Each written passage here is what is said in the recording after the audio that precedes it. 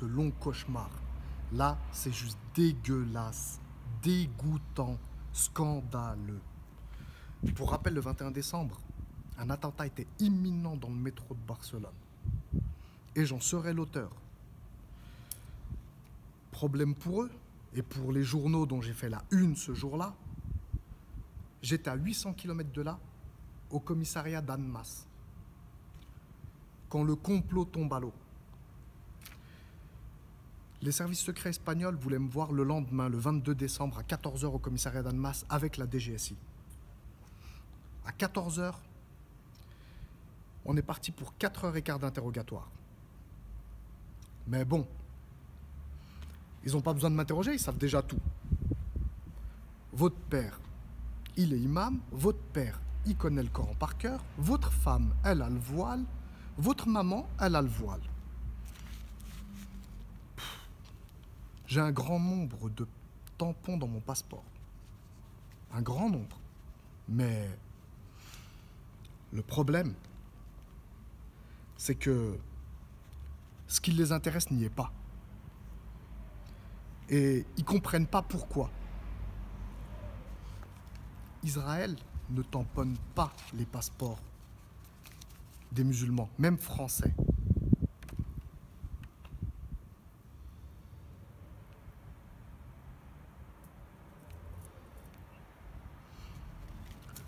Oui, j'ai été seul à Jérusalem. Et alors, je souhaite à tout le monde, musulmans, chrétiens, juifs, d'y aller au moins une fois dans sa vie.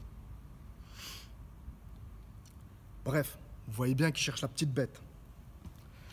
En définitive, à 18h15, on me dit « Rentrez chez vous ».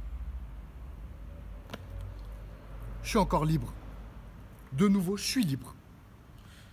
Le lendemain, le 23 décembre, troisième jour de cette histoire sortie de la 4e dimension,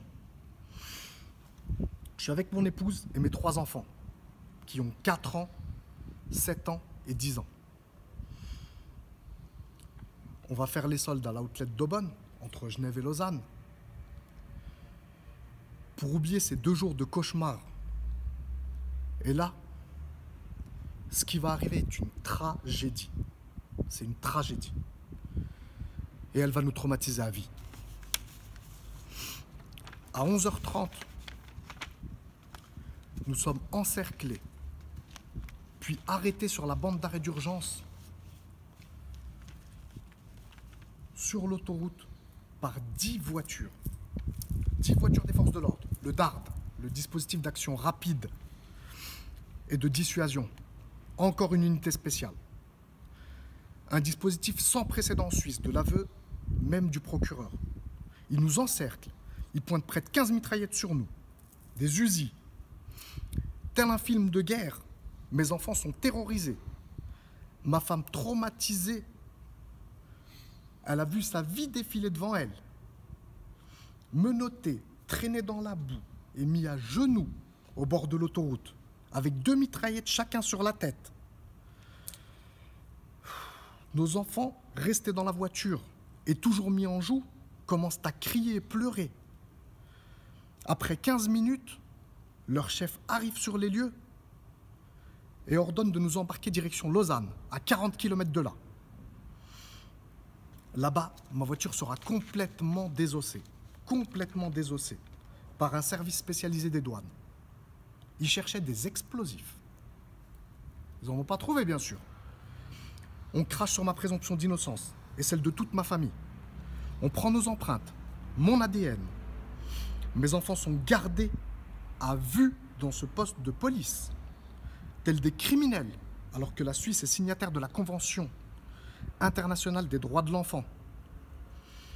On sortira tous ensemble peu avant 19 h. De nouveau libres. Direction l'hôpital. On consulte jusqu'à minuit. Je découvrirai sur le rapport médical que le médecin était un psychiatre. Et dire que la veille, je me suis rendu 4h15 dans les locaux de la cellule Minerve, brigade opérationnelle franco-suisse, inédite en Europe. Et là, je suis comme vous, j'y comprends plus rien.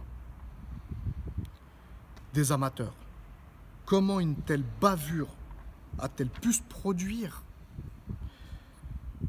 Peuvent-ils vraiment tout se permettre? En toute impunité, sous couvert de la lutte antiterroriste. Fin du 2e épisode.